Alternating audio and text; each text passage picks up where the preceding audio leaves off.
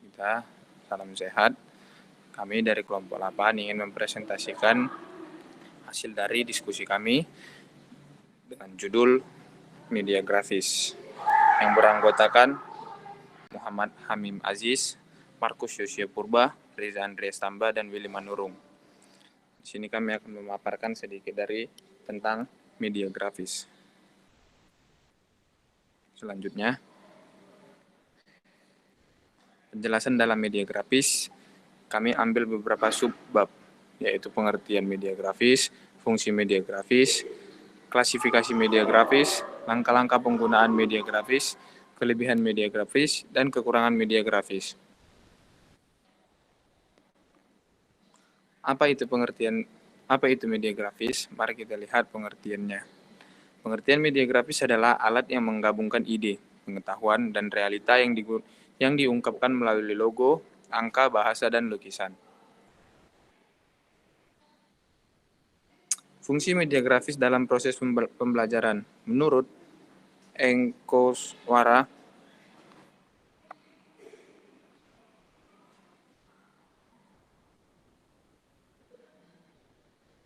tahun 1979 mengungkapkan bahwa media grafis berfungsi sebagai satu motivasi siswa dengan tampilan yang menarik. 2. Membantu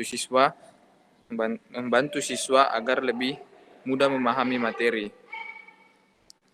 Yang ketiga, membuat daya ingat lebih kuat karena gambar yang disajikan. Yang keempat, membuat materi atau pesan menjadi lebih jelas.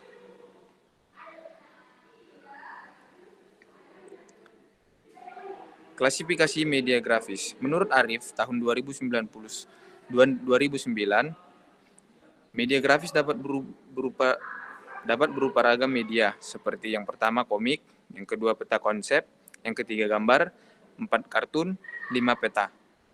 Selanjutnya akan disambung oleh Saudara M. Hamim. Waktu dan tempat saya persilakan. Oke, baik kawan-kawan, saya akan menyambung presentasi kami, yaitu langkah-langkah penggunaan media grafis. Ada beberapa hal yang perlu diperhatikan dan menjadi prinsip dasar dalam pembuatan media grafis tersebut. Yang pertama, yaitu faktor keseimbangan, terdiri dari keseimbangan formal yang sering disebut simetris, keseimbangan informal yang sering disebut asimetris, dan keseimbangan radial dengan bentuk desainnya bergerak dari titik pusat berjalan menuju radiusnya. Selanjutnya, menurut Sujana dan Rifai 2005-4-5, pemanfaatan media grafis untuk pengajaran sebaiknya memperhatikan kriteria-kriteria, yaitu diantaranya persiapan guru, kesesuaian antara media grafis dengan materi pelajaran, kemudahan memperoleh media grafis, keterampilan guru dalam menggunakan media grafis, kesesuaian media grafis dengan waktu, dan kesesuaian media grafis dengan taraf berpikir siswa.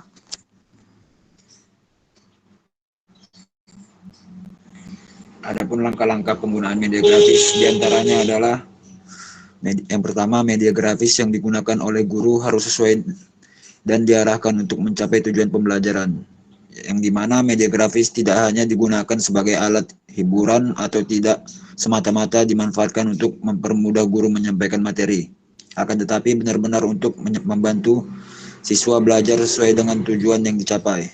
Yang kedua, media grafis yang akan digunakan harus sesuai dengan materi pembelajaran. Setiap materi pelajaran memiliki kekhasan dan kekompleksannya masing-masing. Media grafis akan digunakan harus sesuai dengan kompleksitas materi pembelajaran. Contohnya, untuk membelajarkan siswa memahami pertumbuhan jumlah penduduk di Indonesia, maka guru perlu mempersiapkan semacam grafik yang mencerminkan pertumbuhan itu. Yang ketiga, ada media grafis harus sesuai dengan minat, kebutuhan, dan kondisi siswa, yaitu siswa yang memiliki kemampuan penglihatan yang kurang akan sulit menangkap bahan pembelajaran. Setiap siswa memiliki kemampuan dan gaya yang berbeda-beda. Oleh karena itu, guru perlu memperhatikan setiap kemampuan dan gaya tersebut. Yang terakhir, media grafis yang digunakan harus sesuai dengan kemampuan guru dalam mengupayakannya, yang dimana media grafis yang akan digunakan harus memperhatikan efektivitas dan efisiensi. Setiap media grafis yang dirancang, guru perlu memperhatikan efektivitas penggunaannya. Selanjutnya akan disambung oleh Saudara Markus Yosia Purba.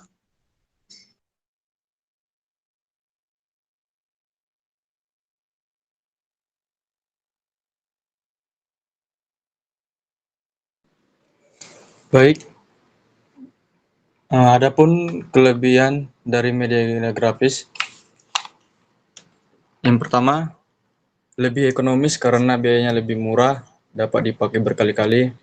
Yang kedua, bahan dan alat produksinya mudah diperoleh. Yang ketiga, dapat menyampaikan data atau rangkuman. Keempat, pengajaran lebih menarik. Yang kelima, waktu penyampaian materi lebih singkat. Yang keenam, penggunaannya tanpa menggunakan peralatan khusus dan mudah penempatannya. Yang ketujuh, jelas dan hanya sedikit memerlukan informasi tambahan. Yang kedelapan, membangkitkan kemauan bertindak. Yang kesembilan, dapat divariasikan antara media grafis yang satu dengan yang lainnya. Yang kesepuluh, bentuk medianya sederhana sehingga mudah pembuatnya teks ini. Kekurangan media grafis yang pertama, tidak dapat menjangkau kelompok penerima pesan yang besar. Yang kedua, hanya menekankan persepsi indera penglihatan saja. Yang ketiga, tidak menampilkan unsur audio dan motion.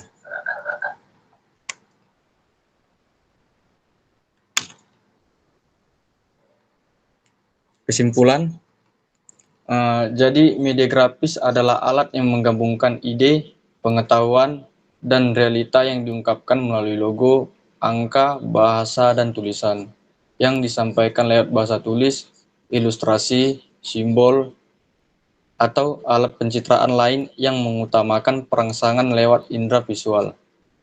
Media grafis ini hendaknya mempermudah pesan yang disampaikan oleh pendidik kepada peserta didik serta memiliki tampilan yang cantik dan menarik.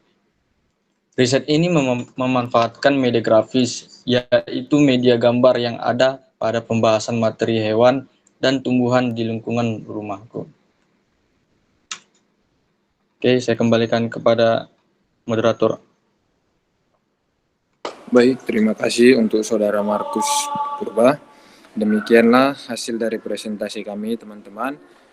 Dan berhubung juga mic kita terbatas, jikalau ada teman-teman yang ingin mempertanyakan apa yang hasil dari presentasi kami, dan jika ingin berdiskusi, kami buka dan bisa bertanya di Google, di grup WA kita ya teman-teman. Demikian hasil presentasi yang bisa kami sampaikan. Selamat sore. Kalau ada kesalahan kami minta maaf.